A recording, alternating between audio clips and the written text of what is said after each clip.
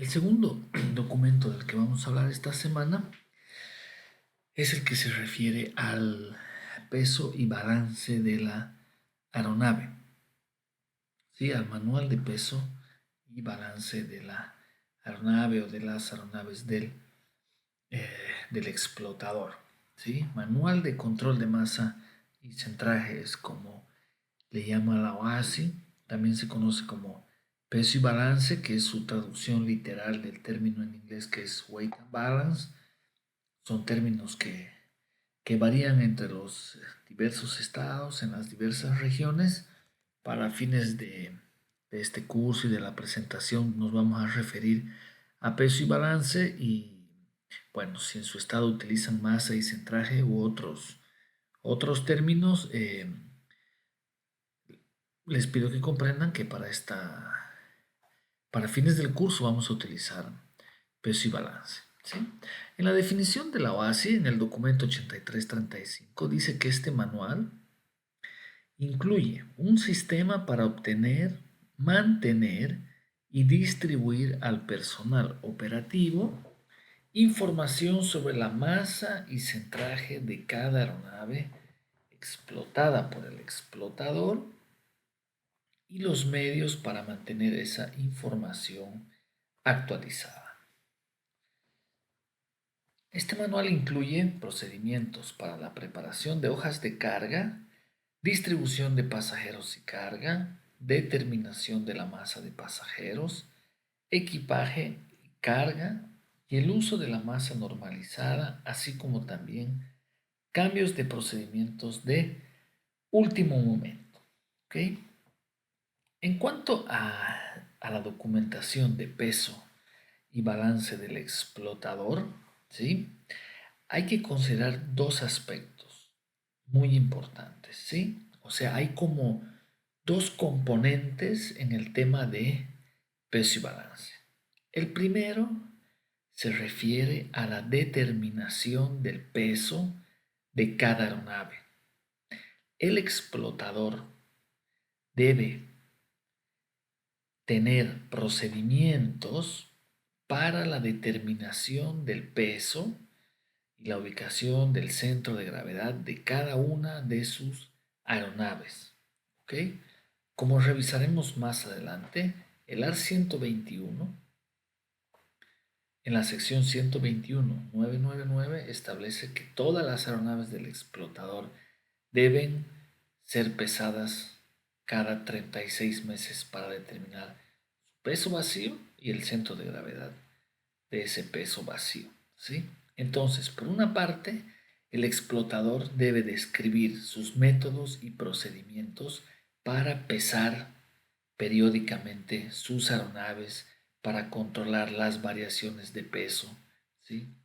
Eh, en qué circunstancias va a volver a pesarlas fuera de su cronograma o eh, cómo va a elegir en qué orden va a pesar sus aeronaves, cuando hay un cambio de equipo, cuando hay un reemplazo de un componente, si la va a pesar, no la va a pesar, eh, cómo la va a pesar, quién va a calibrar las balanzas o si va a contratar un servicio de un tercero, si hace eso, cómo va a controlar la calidad del trabajo de ese tercero, etcétera, etcétera. Entonces, una parte de la documentación de peso y balance del explotador se refiere a esa, a que el explotador debe tener métodos para conocer y mantener actualizado el peso de sus aeronaves en todo momento. Porque ese peso, ¿sí? A partir de ese peso es que luego se calculan los pesos para despegue, aterrizaje, etcétera, etcétera. ¿Sí? A ese peso luego se le añadirá el equipo operativo y los pasajeros y el combustible, etcétera, etcétera. Pero si el peso inicial no está bien calculado o no está bien definido, actualizado, todos los cálculos posteriores van a salir mal. Entonces el explotador debe tener un método aceptable para la autoridad que nos asegure que en todo momento conoce el peso actualizado de sus aeronaves a partir del cual luego se van a hacer los cálculos para cada operación. Eso es por una parte. Por otra parte, el explotador también tiene que tener eh, los procedimientos para determinar el peso real de cada aeronave antes de cada operación, ¿sí? Y esto incluye también la ubicación del centro de gravedad y asegurarse que tanto el peso como el centro de gravedad se encuentren dentro de los límites establecidos por el AFM. ¿Sí? Normalmente esto se hace a través de una hoja de carga y distribución de la carga, ¿sí?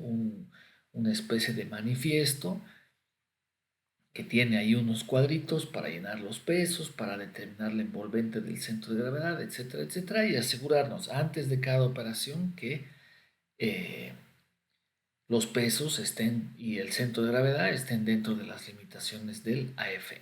Entonces recuerden, por una parte está el tema de establecer y mantener actualizado el peso de las aeronaves y por otro está el cálculo que se hace antes de cada vuelo para asegurarse que esa aeronave está despegando y va a operar durante todas las fases de vuelo dentro de las limitaciones de peso y de centro de gravedad establecidas por el AFM.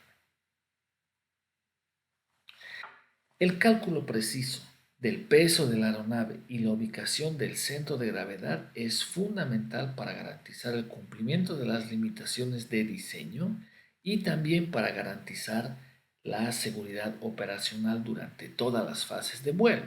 ¿Sí? Está de más nombrar que una aeronave que opere por fuera de las limitaciones establecidas por el fabricante va a operar en una condición potencialmente insegura, ¿verdad? Ahora, recuerdan que habíamos mencionado en la primera parte que las tablas que vienen en el AFM son poco prácticas para el uso de la tripulación y por tanto necesitamos un formato de uso más fácil, ¿verdad? Lo mismo pasa con el peso y balance, ¿sí? Imagínense que una empresa que opera un Airbus 380 para 500 pasajeros esté pesando uno por uno a cada pasajero, a cada equipaje de mano, etcétera, etcétera. Le tomaría tal vez varios días, ¿verdad? Entonces el explotador debe desarrollar métodos que le permitan determinar con suficiente precisión eh, el peso de la aeronave y la ubicación del centro de gravedad antes del despegue sin necesidad de estar pesando uno por uno a cada pasajero, cada equipaje, etcétera, etcétera, etcétera. ¿Sí? De eso se trata también este documento que nos va a presentar el explotador para demostrarnos cómo él, sin necesidad de pesar a cada persona, puede determinar cuál es el peso de la aeronave antes de cada despegue. ¿Sí? Como comentábamos al principio, antes de entrar al servicio, cada aeronave debe ser pesada y se debe determinar la ubicación de su centro de gravedad. Cualquier alteración que afecte al peso o a la ubicación del centro de gravedad debe ser registrada por el explotador en un registro que debe llevar para cada aeronave. Entonces el explotador cada 36 meses pesa su aeronave y a partir del día del pesaje cualquier alteración que afecte al peso o al centro de gravedad debe registrarse. ¿Sí? Si se cambian los asientos, si se instala un nuevo equipo, se instala una nueva alfombra, se mueve un galley a otra posición, se instala otro tipo de extintores, cualquier variación del peso debe ser registrada por el explotador para mantener esos datos al día. ¿Okay? Entonces, tampoco es necesario que si se reemplaza un extintor, por ejemplo, el explotador va a tener que volver a pesar toda la aeronave. ¿Ok? La idea es que el peso vacío y la ubicación del centro de gravedad se determinan cada 36 meses. ¿Sí?